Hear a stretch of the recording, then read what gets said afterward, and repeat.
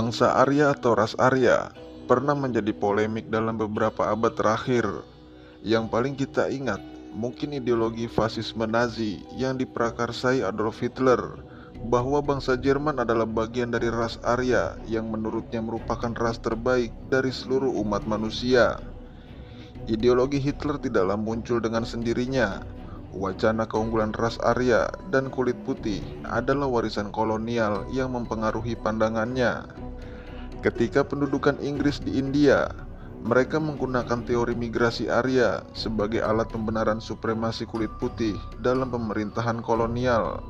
Pandangan ini kemudian mengakar selama zaman kolonial, bahwa ras kulit putih dipandang sebagai penakluk penduduk lokal berkulit gelap, dan masih dapat dirasakan efek psikologisnya hingga sekarang. Lalu siapakah bangsa Arya itu? Bagaimana bangsa Eropa menghubungkan dirinya dengan ras Arya yang merupakan identitas sejarah bangsa Persia dan India?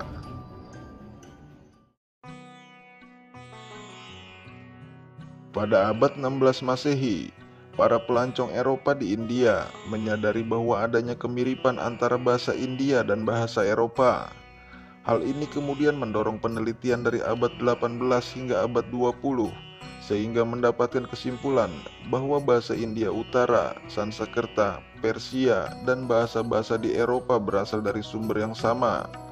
Selanjutnya, rumpun bahasa yang membentang dari utara India hingga Eropa Barat ini disebut bahasa Indo-Eropa. Berbagai hipotesis pun muncul dalam upaya melacak tanah asal Indo-Eropa. Di antaranya yang menjadi rujukan populer adalah hipotesis Kurgan dan hipotesis Anatolia. Indo-Eropa merupakan rumpun bahasa dengan jumlah penutur terbesar dan paling luas persebarannya di dunia. Penuturnya sekitar setengah dari total populasi dunia saat ini. Membentang dari utara anak benua India, Iran, dan sebagian besar Eropa. Pada masa kolonial, menjadikan persebarannya semakin meluas hingga ke benua Amerika, Afrika Selatan, dan benua Australia. Penutur awal Indo-Eropa berkembang dari kebudayaan Yamnaya pada sekitar 4000 sebelum Masehi di stepa Pontik Kaspia. Mereka menuturkan satu bahasa yang direkonstruksi sebagai Proto-Indo-Eropa. Stepa Eurasia dihuni oleh suku-suku penggembala nomaden. Wilayah padang rumput luas cocok untuk gaya hidup mereka. Namun persediaan rumput terbatas dan tergantung pada musim. Mereka harus terus bergerak, berpindah dari tanah ke tanah, wilayah ke wilayah, agar ternak-ternaknya bisa terus merumput. Maka bentrokan antar suku pun tidak dapat dihindari, dan ada kalanya mereka berbaur menjadi kelompok yang lebih besar. Kehidupan di sini bergantung pada kecepatan, kekuatan, dan keberanian. Suku-suku penggembala nomaden stepa adalah yang pertama kali menjinakkan kuda. Pada gilirannya, mereka menemukan roda, gerobak, dan kereta. Dengan begitu, waktu dan tenaga lebih efisien yang memungkinkan mereka menyebar dengan lebih cepat menjangkau wilayah yang lebih luas. Kereta kuda mereka pun menjadi senjata perang menakutkan. Dari sini mereka menyebar ke segala arah yang dimulai pada awal milenium keempat sebelum Masehi, menjelajahi Asia dan seluruh Eropa. Seiring perjalanannya, setiap kelompok migrasi mengalami pergeseran dialek sehingga memunculkan berbagai bahasa Indo-Eropa kuno. Migrasi Proto-Indo-Eropa dapat dikelompokkan menjadi dua periode menurut waktu migrasinya, yaitu Proto-Indo-Eropa awal dan Proto-Indo-Eropa akhir.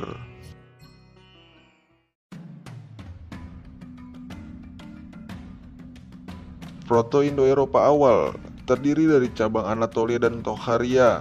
Mereka mulai bermigrasi dan terpisah dari stepa Pontik pada 3700 sebelum Masehi. Mereka yang bergerak menuju Anatolia membentuk cabang Proto-Anatolia.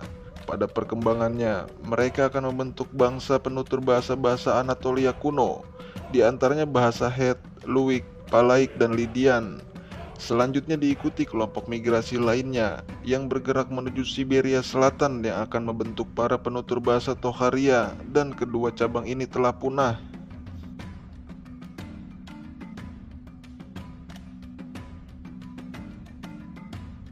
Sebagian besar bahasa Indo-Eropa berasal dari migrasi Proto-Indo-Eropa akhir.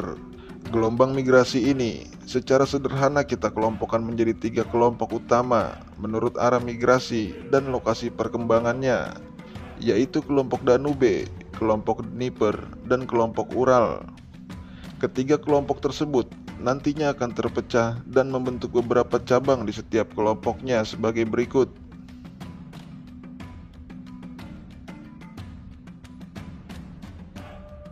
Kelompok Danube adalah para penutur Proto-Indo-Eropa yang bergerak dari Stepa Pontik, membawa budaya Yamnaya ke arah barat di sepanjang sungai Danube dan tiba di lembah Danube di utara Balkan pada 2700 sebelum Masehi. Dari kelompok migrasi ini, muncul bahasa Paleo-Balkan yang merupakan asal dari bahasa-bahasa kuno di Balkan seperti Ilirian, Trakia, Prigian, Yunani, dan sebagainya. Sebagian lainnya terus bergerak ke Eropa Barat hingga 2400 sebelum Masehi dan membentuk cabang yang menjadi nenek moyang Keltik dan Italik.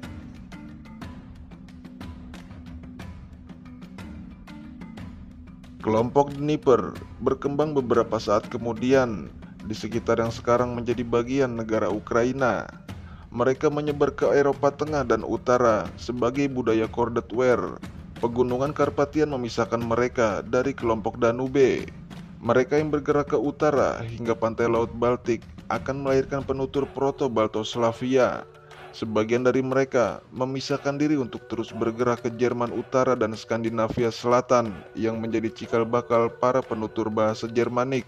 Bahasa Jermanik inilah yang dituturkan oleh bangsa-bangsa di antaranya Nordik, Frank, Anglo, Saxon, Viking, Goth, Vandal, dan lain sebagainya.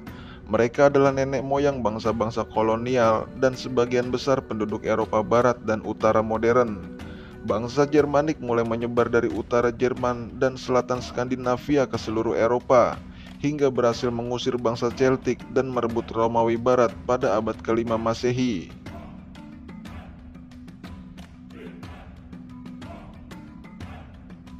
Kelompok Ural pada awalnya berkembang bersama kelompok Dnieper sebagai budaya Kordetwer Timur. Kemudian mereka menyebar ke timur hingga tiba di selatan pegunungan Ural pada sekitar 2100 hingga 1800 sebelum Masehi sebagai budaya Sintasa. Disinilah yang menjadi cikal bakal kemunculan Proto-Indo-Iran. Lebih lanjut, penutur Indo-Iran terpecah menjadi 2 cabang. Sebagian menyebar di seluruh stepa Kaukasus yang nantinya menjadi bangsa nomadik Iran yang terkenal selama zaman kuno, seperti Kimerian, Skitian, Sarmatian, dan lain sebagainya. Mereka dikenal sebagai bangsa berkuda yang ahli berperang dan kerap menyerang peradaban dan wilayah sekitarnya. Keahlian berperang bukan hanya dimiliki laki-laki, namun juga para wanitanya yang turut serta dalam peperangan. Ketangguhan mereka diungkapkan oleh sejarawan Yunani bahwa tak ada seorang pun di Eropa atau Asia yang mampu melawan Skitian tanpa bantuan dari luar. Pada abad 7 sebelum Masehi, nomadik stepa telah berekspansi ke Asia Barat melewati pegunungan Kaukasus dan menguasai Asia Barat hingga Media pada abad ke-6 sebelum Masehi. Sebagian lainnya dari kelompok Ural bermigrasi ke kawasan Baktria Asia Tengah yang menjadi tempat perkembangan kebudayaan Indo-Iran yang menyebut diri mereka sebagai Arya. Kawasan inilah yang menjadi tanah asal Arya beserta budaya dan keagamaan mereka yang membedakannya dengan suku-suku utara lainnya. Bangsa Arya kemudian bermigrasi ke barat dan selatan dari Asia Tengah dengan membawa budaya mereka.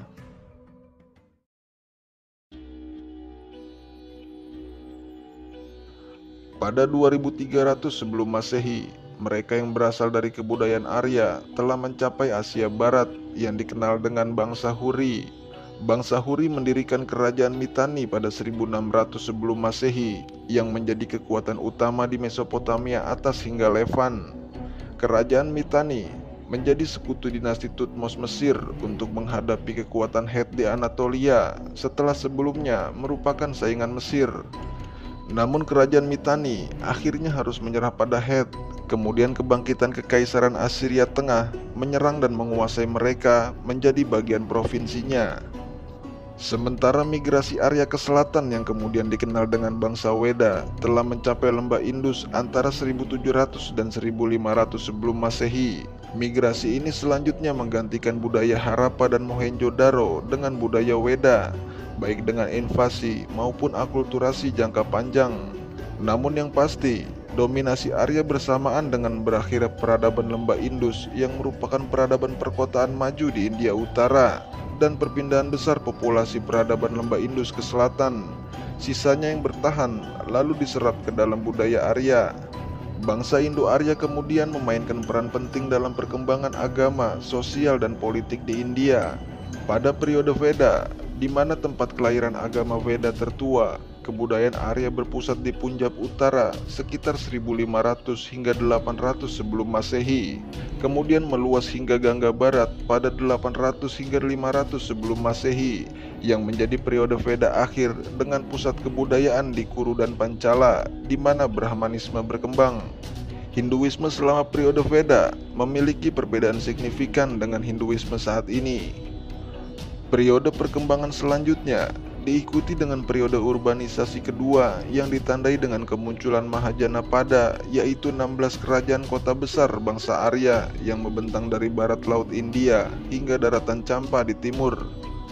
Periode ini diwarnai dengan kelahiran agama-agama pasca Weda yang berkembang dari narasi besar Weda, diawali dengan gerakan Sramana dan juga kemunculan istilah swastika yang lambangnya digunakan Nazi. 16 Mahajanapada akhirnya ditaklukkan oleh dinasti Nanda yang menjadi kerajaan besar yang berbasis di Magadha. Magadha merupakan salah satu dari Mahajanapada yang menjadi saksi perkembangan Jainisme dan Buddhisme. Kemudian dilanjutkan Kekaisaran Maurya setelah Chandragupta Maurya menggulingkan raja terakhir dinasti Nanda pada 322 sebelum Masehi. Kekaisaran Maurya menguasai hampir seluruh anak benua India hingga masa Raja Asoka dan berperan penting dalam penyebaran agama Buddha hingga ke Sri Lanka. Namun Maurya kehilangan banyak wilayah di masa raja-raja setelahnya dan berakhir pada 180 sebelum Masehi setelah raja terakhirnya Brihadrata Maurya dibunuh oleh jenderalnya Pushyamitra Sunga. Kerajaan Maurya pun digantikan dengan kerajaan Sunga, Satavahana, dan berbagai kerajaan kecil lainnya. Setelah keruntuhan Maurya, India terdiri dari beberapa negara kecil independen yang saling konflik. Di samping itu, masuknya kerajaan-kerajaan asing seperti kerajaan Indo-Yunani, kerajaan Indo-Skitian, kerajaan Huna, kerajaan Kusan, dan Persia. Kerajaan Indo-Arya kembali bangkit dengan kemunculan kerajaan Gupta pada abad keempat Masehi yang dianggap sebagai zaman keemasan di India. Namun Kekaisaran Gupta pun akhirnya harus terpecah menjadi beberapa kekaisaran. Dominasi Arya di India terus berlanjut dengan berdirinya beberapa kerajaan secara bergantian hingga masuknya Islam di abad pertengahan.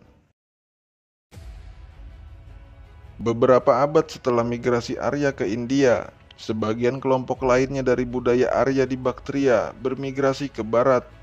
Mereka telah sampai di dataran tinggi Iran selambatnya sekitar tahun 1100 sampai 800 sebelum Masehi.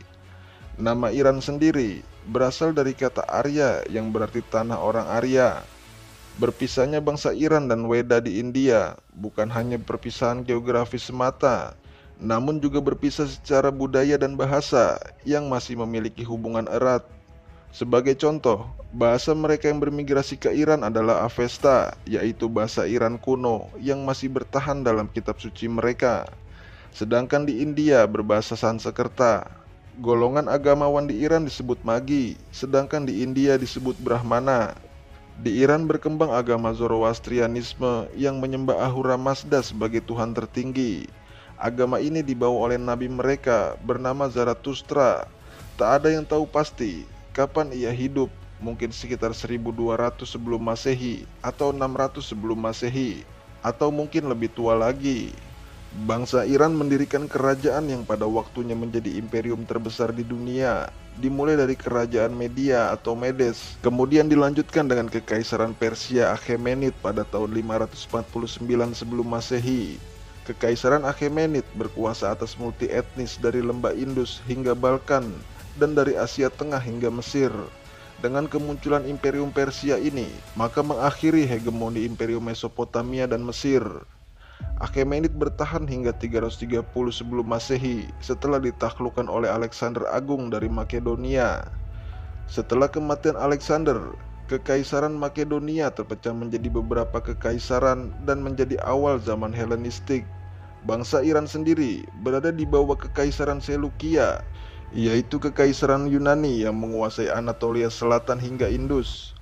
Bangsa Iran melakukan pemberontakan sejak abad ketiga sebelum Masehi kepada Seleukia dan menyatakan kemerdekaannya. Pada tahun 238 sebelum Masehi, Arsaces, seorang kepala suku Parni, merebut wilayah Parthia. Kemudian ia membentuk dinasti Arsacid yang nantinya dikenal dengan Kekaisaran Parthia. Dari sini Kekaisaran Persia kembali bangkit dan meluaskan wilayahnya hingga ke seluruh wilayah Seleukia bersamaan dengan kebangkitan Romawi di Eropa. Maka dua imperium ini menjadi poros kekuatan dunia yang saling bersaing kala itu. Kekaisaran Parthia mencapai puncak kejayaannya pada masa pemerintahan Mithridates II yang memerintah tahun 124 hingga 91 sebelum Masehi dan digantikan Kekaisaran Sasania pada tahun 224 Masehi. Sasania membangun kembali Persia menjadi kekuatan utama bersama musuh bebuyutannya Romawi setelah Parthia melemah akibat perselisihan internal dan perang dengan Romawi. Dinasti Sasania bertekad untuk mengembalikan wilayah yang pernah dikuasai Achaemenid dengan terus meluaskan wilayah hingga keruntuhannya oleh penaklukan Muslim pada tahun 651 Masehi. Maka berakhir pula dominasi politik, militer, dan budaya bangsa Iran.